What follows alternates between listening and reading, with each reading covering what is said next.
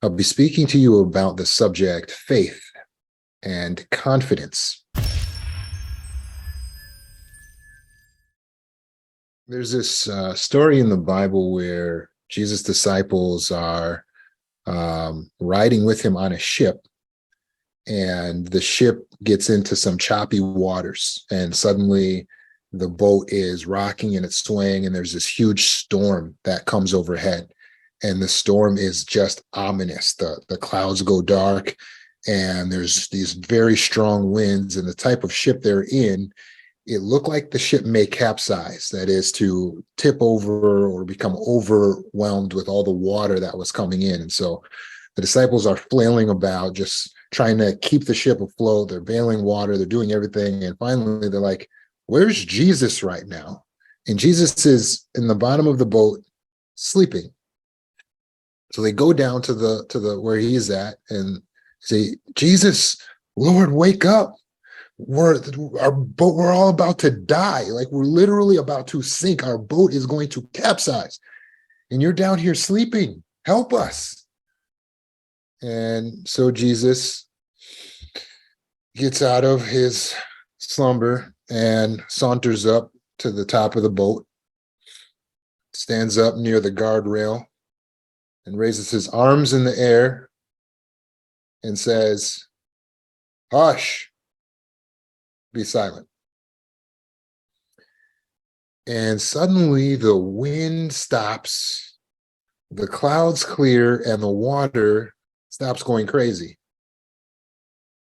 And the disciples are looking at Jesus like, who is this guy? What did he just do? They're awestruck. But interestingly, Jesus says, how long are you guys going to lack faith? Then he goes back to sleep. I really loved this story as a kid because it really shows the attitude that Jesus had disconnected him from the sense of fear and anxiety that everyone else seemed to live with. The way that he was thinking made it inconceivable to him that someone would be so afraid while they are yet in his presence that they would think they were going to die or capsize. And for him, he had total confidence that they will be okay. And that confidence that he had is what we describe as faith. Faith. And Jesus told them they lacked in faith. And this wasn't the only time. There were many times he would tell them just that. One time they were trying to expel demons, and they're having trouble getting the demons out of a certain person. They go to Jesus and say, hey, we're really having trouble getting the demons out of this person. And Jesus says to them, it's because you lack faith. He says, if you just had faith the size of a mustard grain, you could tell that mountain to move from there to there, and nothing would be impossible for you. Again, we see this contrast in attitudes. From Jesus' perspective, it's also simple.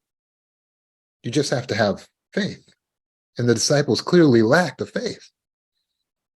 But I think about how it must have felt to be there and to see this pillar of faith before you, and you're just being human and feeling human, and yet you're being told that you're lacking in something, and it doesn't seem like we're lacking. But since we can relate more so to the disciples, how can we have that faith that Jesus is talking about? How is that possible? How do we develop the level of confidence that is as if we don't ever have to go into anxiety at all? Well, I'm going to explain that to you today. Exactly how to develop the faith that gives you the assurance, the confidence, so that you don't have to divulge into fear and anxiety. Albert Einstein, in his explanation of the universe, said that even solid matter, everything is really energy. And so if you take something, although it may appear to be solid, it in oh, it in itself is actually also energy. It's just energy that is vibrating at such a slow frequency that it creates what we see as solid mass. And so, if everything in the universe is energy, what about the thoughts? Yes, the thoughts too are energy, but everything in the universe, the physical universe that we see, including the matter around us, started first in the energy realm, started first as thoughts, a concept, a visualization, a purpose. We have the ability uniquely as humans to impact the universe around us, to bend reality with our thoughts.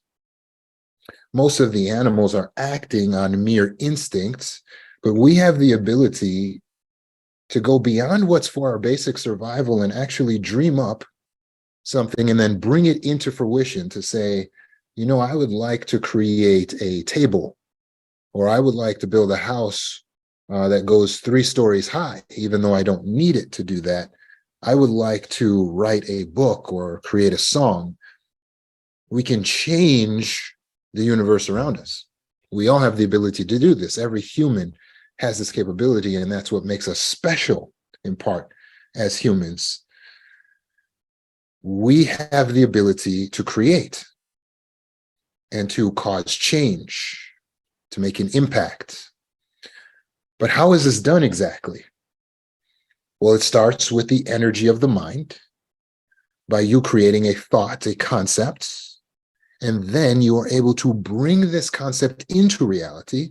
You're able to bend the universe and change around the elements to transfer this energy into some manifestation.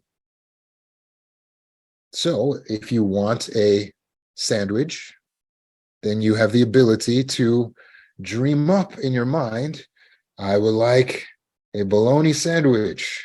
And then you can go and rummage through the refrigerator for the ingredients that will be needed and bring together these ingredients and manifest a bologna sandwich in real life. And it all started from the energy of the mind.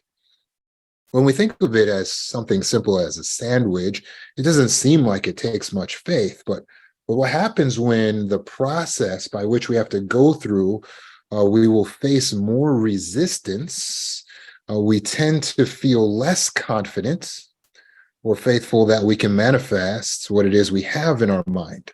And so when that bologna sandwich now becomes a steak and lobster dinner, it becomes harder for us to imagine how we will do that. And when that steak and lobster becomes getting our dream car, or it becomes becoming a public speaker, or it becomes achieving our dreams as being a volunteer or traveling to distant lands, now it becomes difficult for many of us to conceive how it is we're going to do that. And so we place the limitation on ourselves prematurely. We doubt. And doubt is the opposite of faith. And so it limits our confidence. If you look faith up in the dictionary, you'll find all types of inadequate definitions, the best one being it's something that's believed, especially with strong conviction. But my favorite definition of faith is one I read as a child in the Bible, where it says faith is the assured expectation of things though not yet beheld. Faith is the assurance of things hoped for, though not yet seen. Faith is assured expectation or belief. Assurance and belief is the same as confidence. Faith and confidence are really one and the same. They carry the same energy, the same thought. It is trust. That is why a man who is a man of faith is also a man of confidence. He's not wavering in his convictions. He is not lost in his loyalties, but he knows exactly where he's going and what it is he is doing. He knows what he stands for and what he believes in. We have the ability to manifest or bring into reality through conscious process anything that we can imagine, virtually speaking.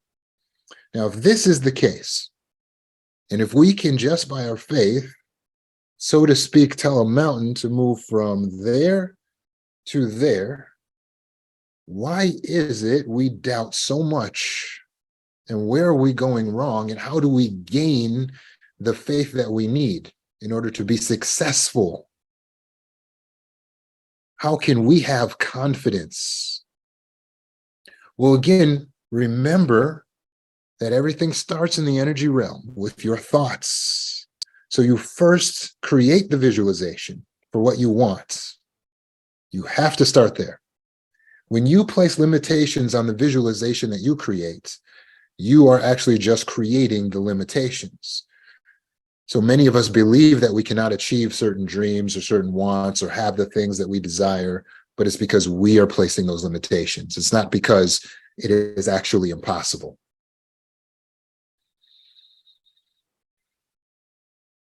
So when it comes to a bologna sandwich or a hot dog, we feel confident that we can do this. You might say, I could make a baked potato, but I don't know how I'm going to get the certification I need to have my dream job. In this universe, we face resistance because the universe has many static aspects to it. And so when we come up against things of force or things that stand fortified against us, we have difficulty. We wonder, how are we going to overcome this? How will we get through this? And many of us just imagine we won't and give up. But how do we actually achieve our dreams and manifest into reality something that is more complicated to achieve than just making a sandwich? Well, it's basically the same concept as making the sandwich, right? It's just a number of steps that we have to accomplish. It's a number of processes we have to go through. And there may be obstacles to overcome. For instance, if you're making the bologna sandwich, but you realize there are no clean knives, you may have to overcome the obstacle of washing a knife to make your sandwich. So why would it be any different if it is our desire to heal or to grow or to help others, but we're running into difficulty, we're running into a resistance? We have bullies and detractors, we have narcissists and abusers, we have corporations and red tape and glass ceilings. Why would it be any different? Of course, we will face certain things that create resistance, but the process is no different to overcome it. It requires us to continue to pursue with determination. That's the key. Because faith without works is not faith at all. But the work, the relentless pursuit in itself is the very manifestation of faith. I repeat, the work that you put in, the relentless pursuit, is the manifestation of faith, of your confidence, of your belief. It isn't real unless you're putting in the work. So if you say, I really want the car, and then you go to get the car and they say, you don't have the credit, and then you say, okay, I give up on getting the car, then you never believed, you never had faith in the first place, and you don't really want it.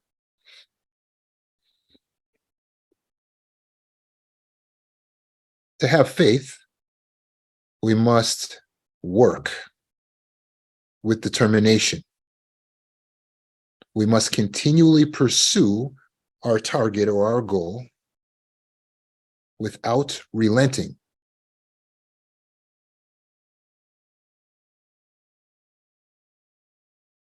The key to faith is to have that assured expectation, that belief that is so concrete that when we come up against the obstacle, we will overcome the obstacle. Because our force is greater than that force. And our force is our own determination, our own work, our own relentless pursuit. Our refusal to stop, our refusal to give in or give up, to lie down or to lie back. It's our refusal to stop. It is work. It takes literal work, relentless pursuit and determination.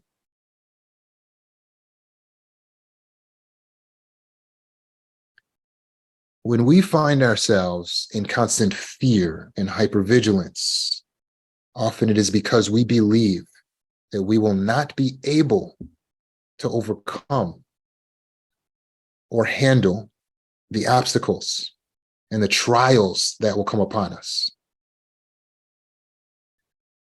But when we change the inner dialogue and the belief, instead of saying, I won't be able to overcome, I don't think I can handle it, and we change that to whatever comes my way, I will be able to handle it. I will be able to overcome. Because I will keep going and I will not stop until I reach my destination, until I find my success, until I have what I desire. Now our faith becomes manifest. That's faith.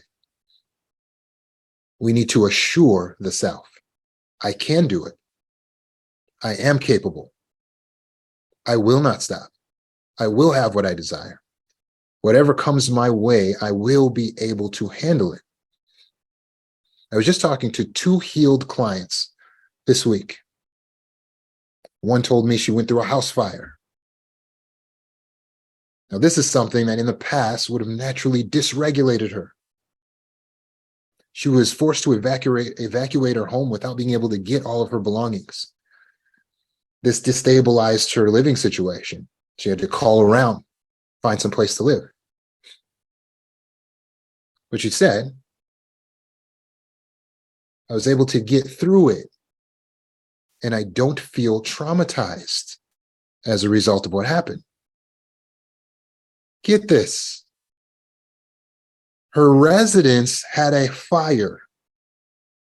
She had to evacuate without her belongings.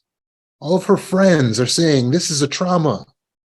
But she says, Roman, I don't feel traumatized because I told myself that I don't accept that it's a trauma. I set that boundary, I set that limitation on my thinking that this is not a trauma. I will not accept it as a trauma. She believed that she could overcome. And what happened? Well, after some inconvenience, after some difficulty, she did overcome, and she comes out on the other end not feeling traumatized. And she even got to recover many of her belongings. But how is it that she was able to develop this relentlessness? It was because she controlled the energy of the mind. It was the self-talk and the beliefs that she adopted. I will not be changed by this.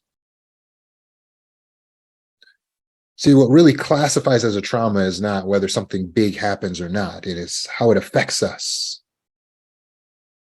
A trauma is any distressing event that causes an undesirable change in the person or the target. That's what a trauma is. If you refuse to allow something to distress you, then it cannot be a trauma. If you refuse to allow that event to change you, then it cannot be a trauma. Or if you are changed by it, but you don't allow the change to be undesirable, but you make it so that you're changed for the better, then you will not be traumatized by anything. That you will be able to come out on the other side by controlling the energy of the thoughts. Another healed survivor said that she got laid off from her job. Now, I don't doubt she was making some pretty decent money there. But she was not sad at all while she was talking to me. In fact, she was in good spirits. She said, yeah, well, now I got more time to focus on my coaching and to build my dream business. And I even get a little bit of severance and such and such. And she just kept focusing on all the good parts of losing the job and all the things she didn't really like about the job in the first place. But getting laid off from your job is a destabilizing event. It's a trauma, is it not? But she refused to be traumatized. How? Because she controlled the energy of the mind through her beliefs and her self-talk. She kept telling herself, this is working out for my good. This is actually happening to my benefit. And so I was having this same conversation with her, and I was mentioning about these great basketball players like Kobe Bryant, who is the person in NBA history to have missed the most amount of shots. And he is followed by LeBron James and Michael Jordan as having missed the most amount of shots. But yeah, that is not what we know them for. We know them for having made the most amount of shots. They are literally the most successful because they failed the most. And so we have to look at our failures as being a part of the process to success. Faith mindset is having the relentlessness, the determination to not be deterred by a house fire or by a job loss, but to see it all as being a part of the process, working for your benefit to your success. Because when Kobe would miss a shot, he didn't say, oh, maybe I'm in the wrong profession. Maybe I should just give up on this pipe dream of being an NBA player. Of course not. When he missed the shot, he said to himself, okay, good. I got that missed shot out of the way. I will be making the next one. I will be making the next one. They will not stop me. I will not stop. I will not give up. And he shot again, and he shot again, and he shot again, until he developed the most missed shots in history. But in reality, he also developed the reputation of being one of the greatest players to ever play the game, because he wouldn't stop. He wouldn't give up. It is the relentless pursuit, the determination that made him a reality bender. And he bent reality so that he would go down in history as excellent, as the best to ever do what he's done. And you will become great through the same process, not through your success, through the process of failure. But taking each one and seeing it as something that's working to your own benefit, that's just helping you along the way, that's just a learning process. It's a part of the process to success. It's something that just has you on the road, bringing you closer to where you want to go.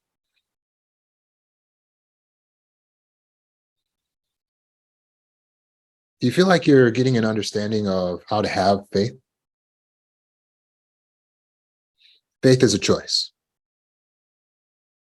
It's a choice. It's a decision to be assured and to assure yourself.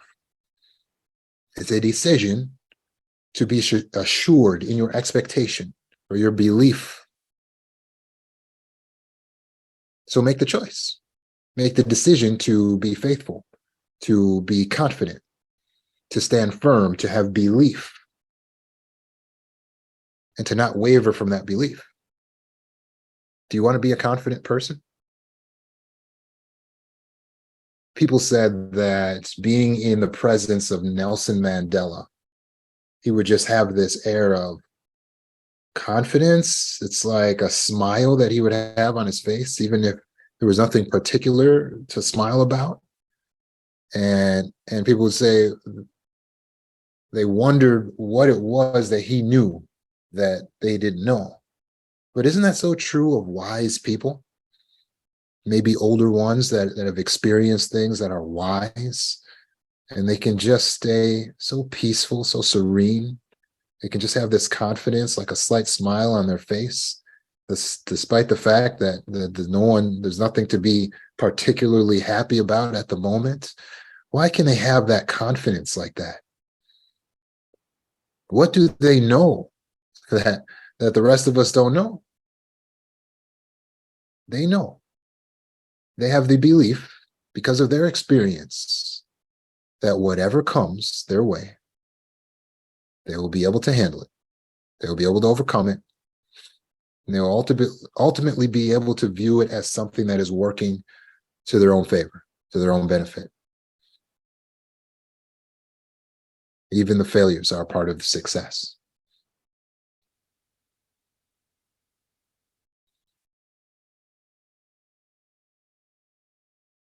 So let's get ourselves there.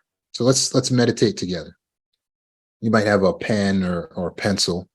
If it will aid you in your meditation, that's fine. You can write down.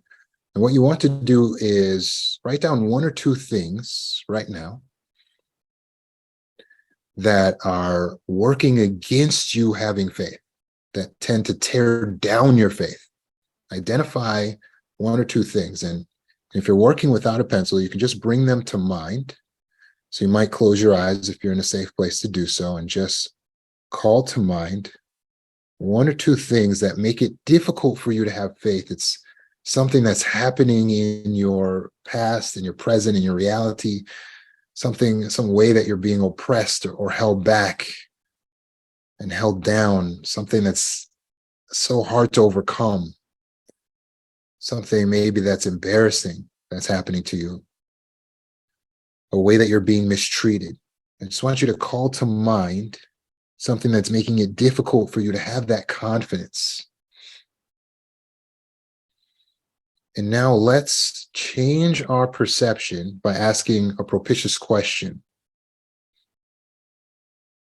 Ask yourself this: why am I going to succeed regardless?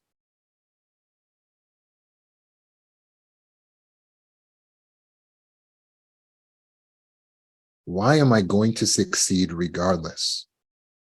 Ask yourself, how might this actually work to my favor? How might this actually help me?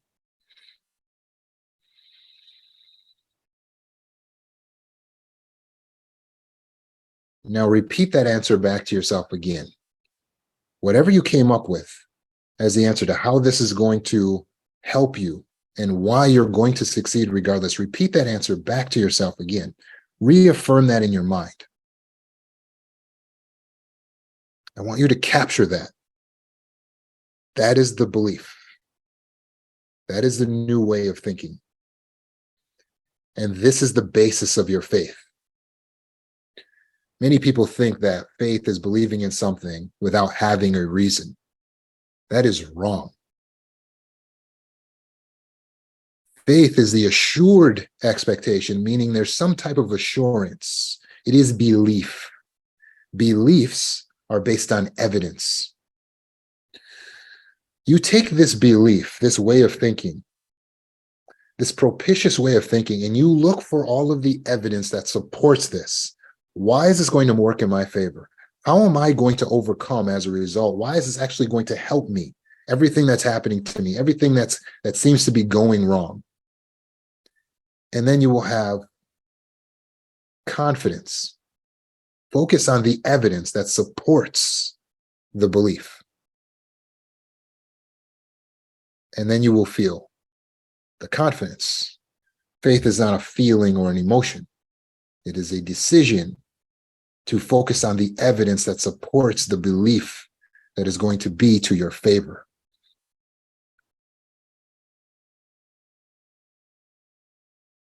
So whatever it was that seems to close some doors, there are actually other doors opening up, are there not? Whatever you're undergoing, it's an opportunity to have freeness of speech, is it not?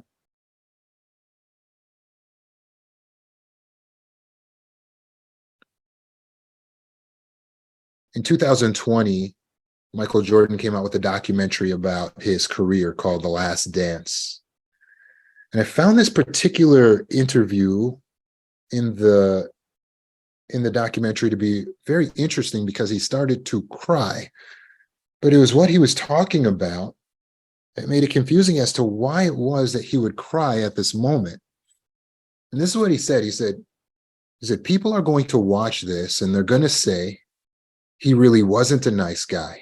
He was a tyrant. Well, that's how you feel because you've never won anything. He says, I wanted to win but I wanted my team to win and to be a part of that as well.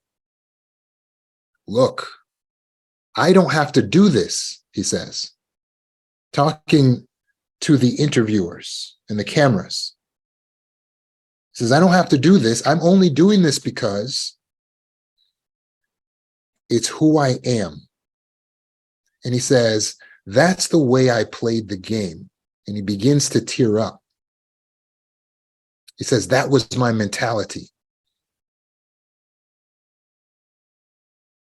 And he says, if people don't want to play that way, then don't play that way. Then he says, break. And he gets up and walks off because he became emotional. And I'm watching this in 2020, and I'm asking myself, why does that make him cry? When he says, that's the way I play the game. People might say that I was mean, that I was ruthless, that I was brutal, but I wanted to win. And that's the way I play the game. And if you don't want to play the game that way, then don't play it. Why does that make him want to cry?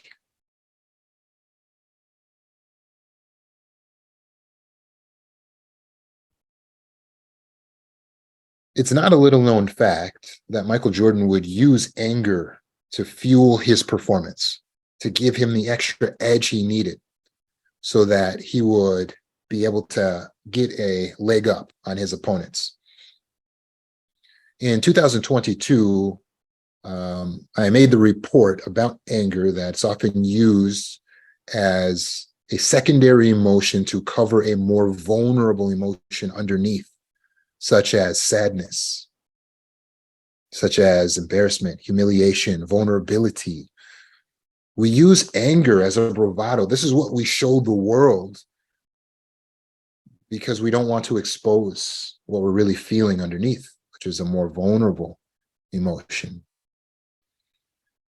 So what was the anger that Michael Jordan was tapping into while he played?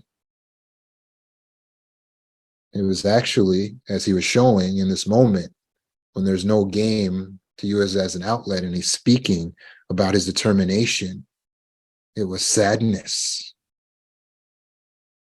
There was a sadness at the core that is motivating him to be this ruthless opponent. There's a vulnerability of a boy who wants the love of his father and has to compete for it.